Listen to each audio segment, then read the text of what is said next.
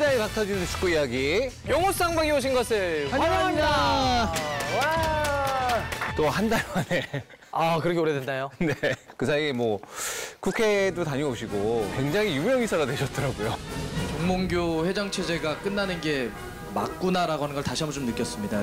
뭐가 문제인지도 문제의식이 없죠. 공감 능력도 없습니다. 바로 앞에 저 이렇게 손 하나 뻗으면 홍명보 감독이었고요. 손 두 개 뻗으면 정몽규 회장이었어요. 무섭더라고요.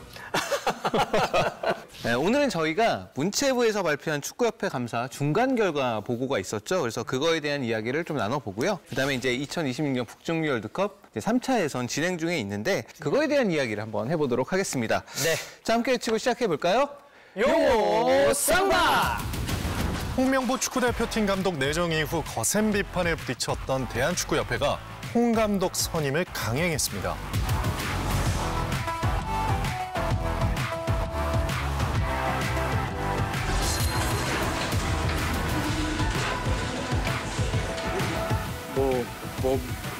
국민들에게 염려를 이렇게 끼치고 피로감을 들여서 상당히 송구스럽게 생각합니다. 네, 사회적 무리를 일으켰다 인정했습니다.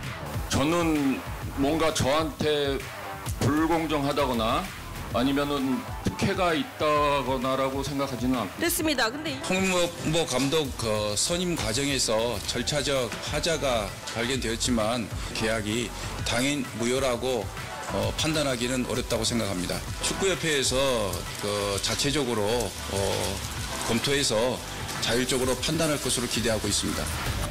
자, 지난달 24일에 이제 국회에서 문화체육위에서 이제 현안 질의가 있었습니다. 하나같이 그분들의 말씀은 절차적인 문제가 없었다라고 이렇게 이제 했죠. 많은 분들이 보면서 크게 보면 두 가지를 좀 보신 것 같아요. 하나는 이게 논리적으로도 말이 안 되네. 협회가 잘못했네. 두 번째는 우리는 A를 물어보는데 B도 아니에요. C나 D를 이야기를 해요. 맞아요. 대화하는, 소통하는 것도 너무 답답했다. 네. 이번에는 이제 문체부에서 중간 결과를 일단 발표를 했습니다. 감독 선임에 있어서 모두 다 절차적인 문제가 있다라고 이제 얘기를 했었고 공식 기관에서 공식 문서로 공식화시킨 거죠. 그렇죠. 그게 중요하죠. 네. 정몽규 회장은 월권을 행사했다. 홍명보 감독은 선임 과정이 불공정했다. 이임생 이사 같은 경우는 무자격이었다. 감독 선임의 결정도 위원장 권한의 위임도 이사회가 할 수 있는데 이런 것들을 그동안 지적했는데 이걸 공식화했다는 게 가장 크다 봅니다. 결과 보고에 대해서 이제 축구협회는 바로 뭐 입장문을 내긴 했습니다. 인정한 건 딱 하나밖에 없어요. 그냥 클리스만 감독 선임 때 이사회의 승인이 없었다. 나머지 거의 모든 부분에 대해서는 절차적인 문제가 없었다라고 이제 계속해서 이제 반복해서 주장을 하고 있죠. 여기에 더해서 이제 피파의 경고문이 왔다라고서 이제 그게 또 언론이 바로 이제 공개가 돼가지고 이거에 대해서 좀 얘기를 좀 해보죠. 이거 큰일 나는 거 아니야? 우리 이거 월드컵 못 나가는 거 아니야? 네. 이렇게 생각하라고 협회가 꺼낸 거죠. 겁먹으라고. 협회 입장에서는 자기들도 어쨌든 간에 제재를 받는 거는 피해야 되는 거잖아요. 피파에서 그런 공문이 내려왔다면 협회 쪽에서 오히려 이거는 그런 일이 아닙니다. 라고 이제 해야 되는 거죠, 원래는. 부당한 개입은 못하게 합니다, 피파가. 그죠? 부당함에 개입하는 건 아무런 문제 없어요. 이거를 교묘하게 협회가 설명하지 않는 거예요. 또 현실적으로 수습할 수 있는 방법이 있다면 뭐가 있을까요? 정몽규 회장은 가능한 한 빨리 물러나는 게 맞고요. 정몽규 회장 아니면은 한국 축구가 큰일 납니까? 내가 아니어도 다른 사람의 기회를 기꺼이 줄 수 있는 것이야말로 진짜 리더고 리더십인데 왜 그런 것들을 발휘하지 않는지 안타깝습니다, 그냥. 네.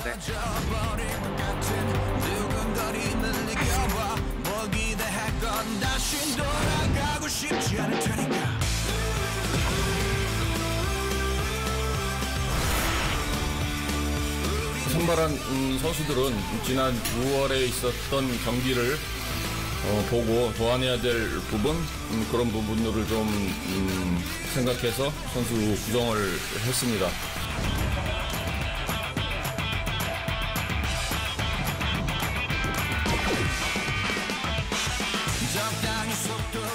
네, 홍명보 감독의 두 번째 국가대표팀 명단이 발표가 됐습니다. 그리고 이제 이번 10월에 맞붙는 팀들이 강팀들입니다. 요르단과 이라크와 맞붙게 돼요. 그러니까 그래서 중요한데 한편으로 이런 생각 들지 않아요? 우리가 언제부터 요르단과 이라크를 강팀이라고 했지?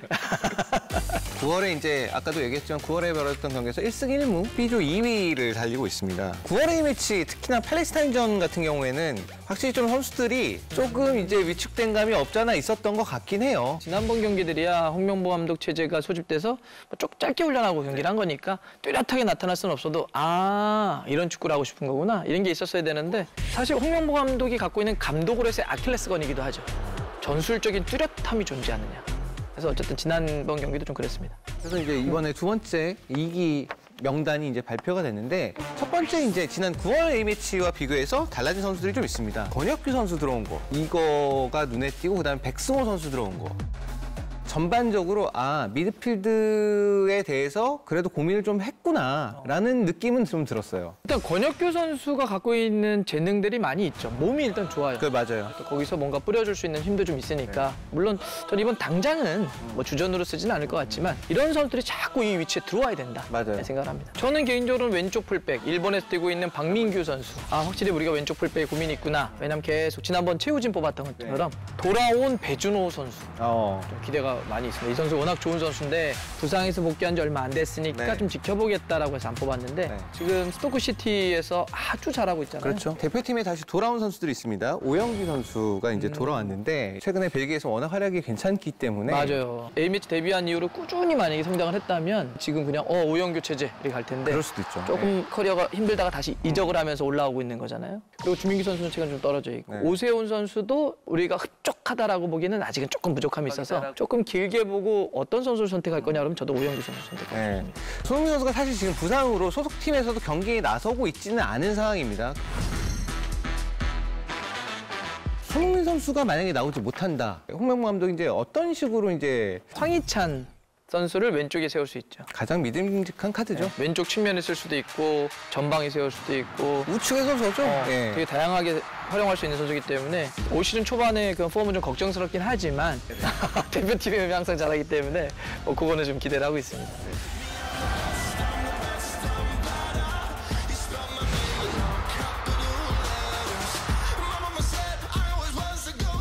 우리가 최근의 기억도 좋지 않죠. 아시안컵 4강 경기에서 우리가 졌습니다. 우리를 힘들게 했던 알타마리, 그다음에 알라이마트. 네. 제일 무서운 선수는 야잔입니다. 아, 야잔. 서울에서 뛰는. 야잔 선수 활약이 너무 좋아요. 너무 잘해요, 진짜. 말씀하셨던 알 라이마트나 그다음에 알 타마리 선수 이제 부상이라는 얘기가 좀 있어가지고. 그건 좀 변수죠. 네. 그래서 원래 이번 대표팀도 못 뽑히는 거 아니냐 했는데 워낙 거기도 중요하니까 그렇죠. 일단은 소집은 시켜놨더라고요. 네.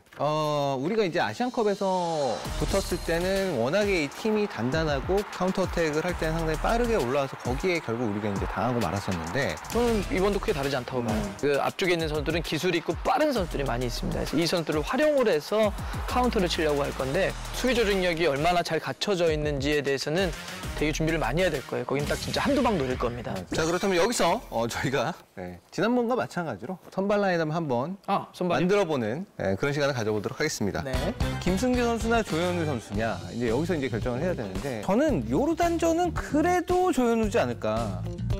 조현우 선수는 상대적으로 민첩성이 더 강합니다. 네. 김승규 선수는 발밑이 좀 더 좋죠, 빌드업이. 근데 요르단은 좀 내려가서 역습을 칠 공산이 높아요. 그러면 빠르게 반응하는 조현우가 낫습니다. 이렇게. 네. 조현우지 않을까. 김민재 선수는 무조건 나오겠죠. 그렇죠. 네, 김민재 선수는 안 나오는 경우를 생각하기 좀 어려워서 나오는데 이제 왼쪽이냐 오른쪽이냐인데 왼쪽일 가능성이 좀 높아 보여요. 네, 지금 보면 김주성 선수가 있지만 주전으로 나오기는 좀 어렵기 때문에. 그렇죠. 김민재 선수의 파트너가 누가 될 것이냐. 정승현 선수가 요 그림이 사실 좀 많이 나오긴 했었어요. 정승현 선수, 경험 있는 선수에게 또 맡기지 않을까 좀 싶어요. 이번에 새롭게 뽑힌 박민규냐 아니면 이명재라고 저도 생각을 합니다. 이명재 선수가 제일 근데 이것도 생각해 볼 수 있긴 해요. 서령훈 이렇게? 선수 이렇게 왜냐하면 서령훈 좌우 가능하니까. 그렇죠. 그러면 오른쪽에 황문기. 요것도 생각해 볼 수 있습니다. 황문기 선수의 강점은 뭐냐면 공격적인 선수라는 거예요. 여기에 역습 카운터를 맞을 때 수비력이 좀 필요하다고 저는 좀 봅니다. 그래서 저는 서령우 선수, 이명재 선수가 쓰지 않을까. 네, 이제 가운데 3선 자리인데 고민이죠. 삼선 고민입니다.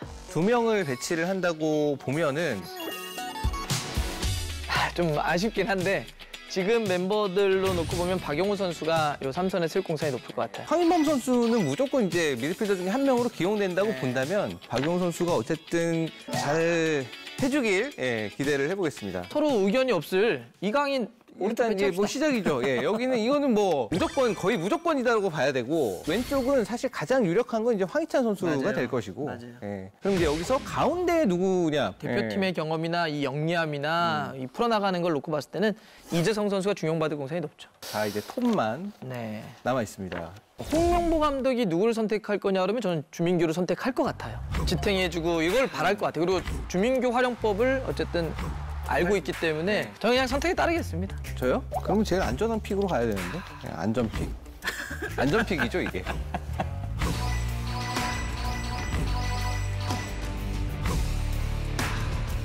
대표팀에서 이제 가장 중요한 선수는 이강인 선수예요. 이강인이에요. 네. 상대가 굉장히 밀집을 한 수비를 갖고 있어요. 지금 대표팀 선수 중에 탈압박을 가장 잘하는 선수는 이강인입니다.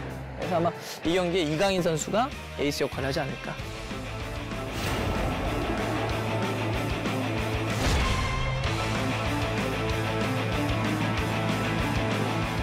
이라크랑 싸우면 굉장히 항상 좀 뭘까 이렇게 끈끈한 축구 이런 것들 때문에 항상 좀 쉽지 않은 경기들을 많이 해왔고 아이맨 후세인 선수 정말 무서운 공격수입니다 진짜. 아시아권에서는 가장 완전체에 가까운 공격수가 아닐까라는 생각이 들 정도인데 가장 기억에 남는 건 잔디. 골 넣고 잔디 먹방을 했죠.